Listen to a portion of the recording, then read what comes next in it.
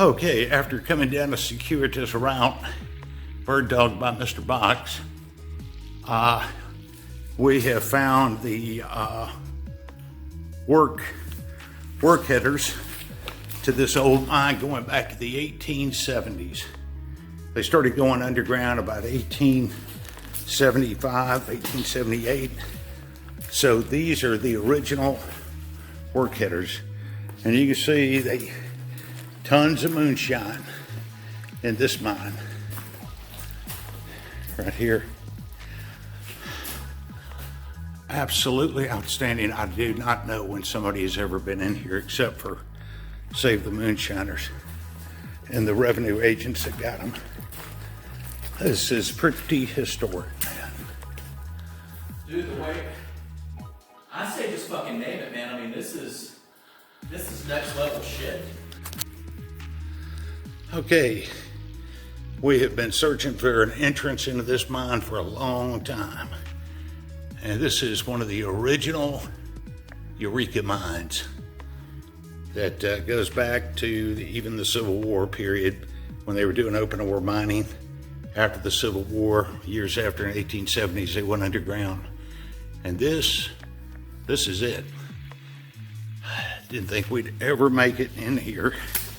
But now the moonshiners made it in here when they used to have openings, but this is perfectly preserved. Absolutely amazing. Where'd that mule shoe go? It's right here. Oh, Mr. Box, he found probably in a late 1870s, early 1880s mule shoe. You can see how small that is. That is a great find. Historic, man. Historic.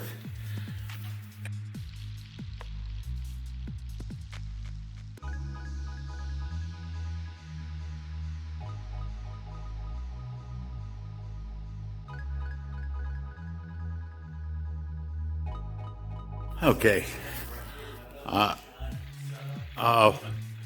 We're just exploring the contents of this old section of this mine going back to the 1870s, and evidently back in the 20s and 30s, the mine openings, I should say, became very lucrative for the moonshiners to have their underground moonshine operations. There's an amazing amount of moonshine paraphernalia in here. You can see where the revenue agents got them, or the sheriffs. See the axe marks. I mean, they just tore the stuff up. And Mr. Box reports way up there, there's another moonshine. So,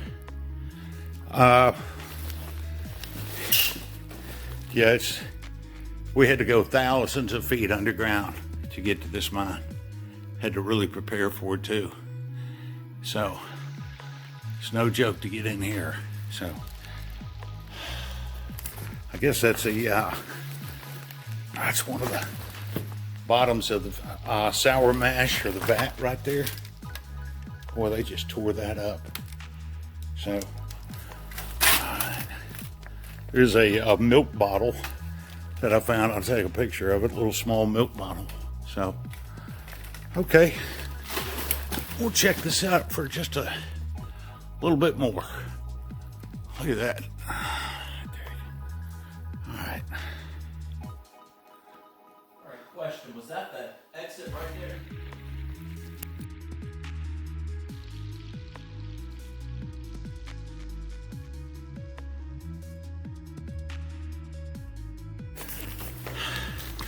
Okay, Mr. Box is coming on up here. We have gone back further than probably anybody in recent memory, and we're going to be out of here in a few minutes. But this is a minecart chassis right here. Left. It's hard to say how old that was. 1870s, probably 1880s. But that is a minecart chassis right there. See that? Heck yeah. And up above you have a gigantic moonshine still. But that is a little piece of history from this early mine right here. Yeah, we're going to drag this one out of the mine. Right. So, put that together, Bob.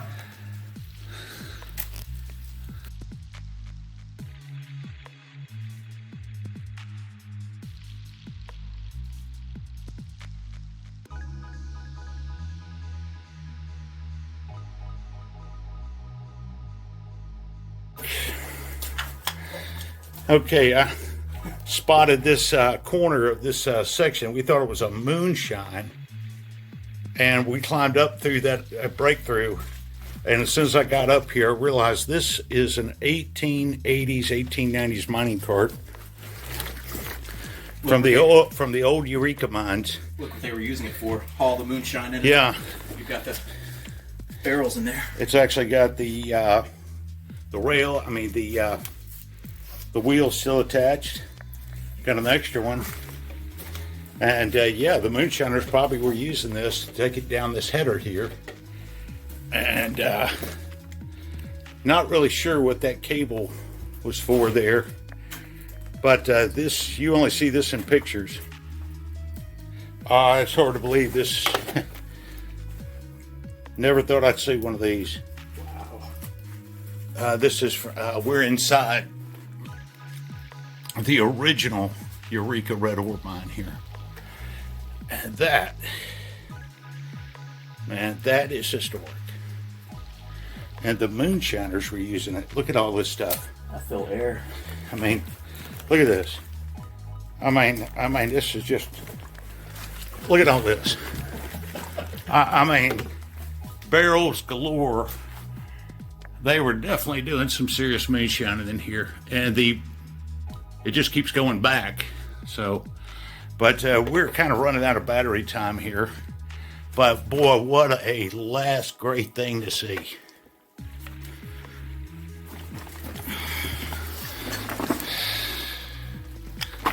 Unbelievable.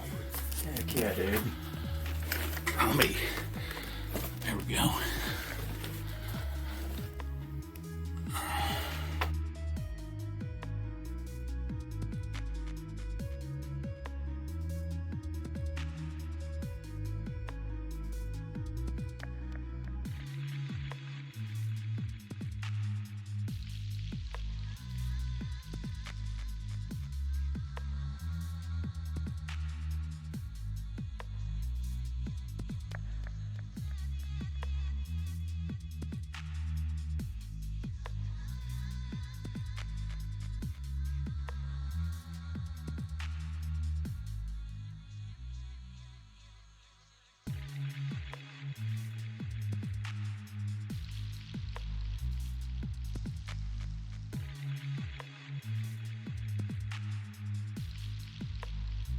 Okay, Mr. Box is checking out another long work header, and we're just finishing up with this minecart right here.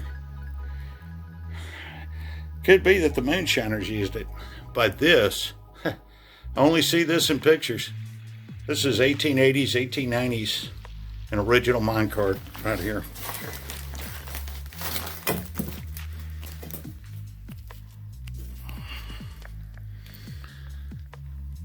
It's got a winch right there for something.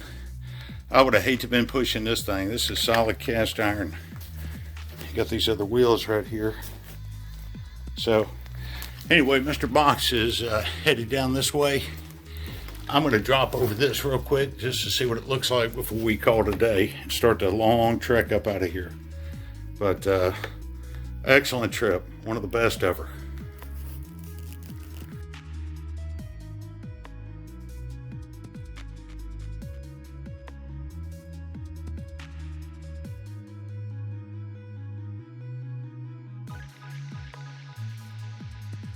Okay, we just came out. We had to quit videoing because we had to conserve battery power. Just didn't need to stop, take videos or anything. So next time we come back in here, we're gonna make a beeline for the area that we were at earlier. So anyway, it is nice and quiet out here in the woods, man. What a hike to get to this place. Let me tell you, 7.4 kilometers, 4.598 miles. Underground. Including the walk to get here. But that's what you shave off a mile. Yeah. That's 3.5 miles underground. That's a lot. Okay, well, I'm depressed now.